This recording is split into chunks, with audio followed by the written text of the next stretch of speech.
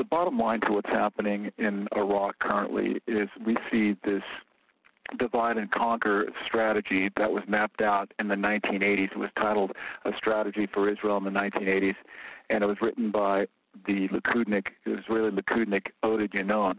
And that's what the War for Israel agenda in Iraq, which the neoconservatives in America would like to expand to Syria and Iran as well. That's what this is all based on, a clean break strategy they had written that was, the Jewish Institute for National Security Affairs, GINZA.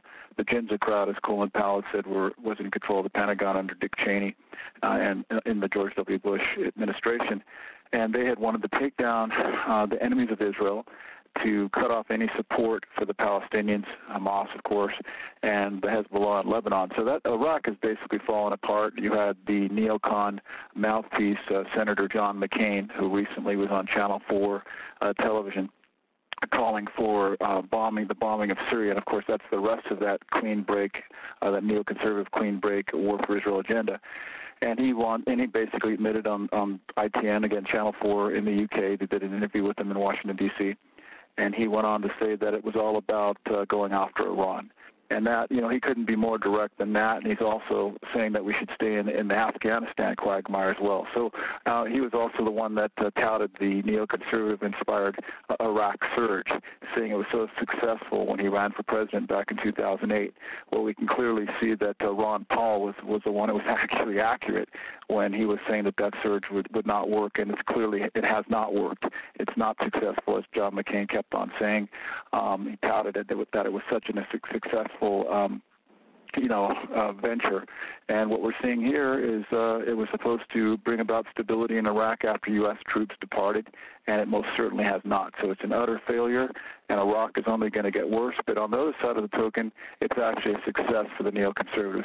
And what they had pushed for with their clean break, a War for Israel agenda that was based on, as I mentioned here prior, Oded Yanon's A Strategy for Israel in the 1980s, and that was a divide and conquer strategy, having sectarian and ethnic strife, and they're trying to do that in Iran with the terrorist groups that have been supported not only by the CIA apparently, but also by the Israeli Mossad.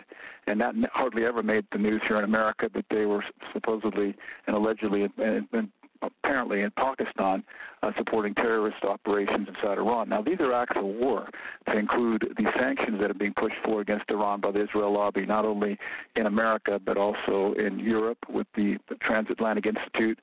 They're pressuring the EU to pass sanctions against Iran. I think they had a lot to do with the passing of the SWIFT, what SWIFT did recently with electronic banking, preventing that. So Iran's being backed into a corner, and that's what these Zionists are basically trying to do. They're trying to provoke Iran into a response which actually could result in war.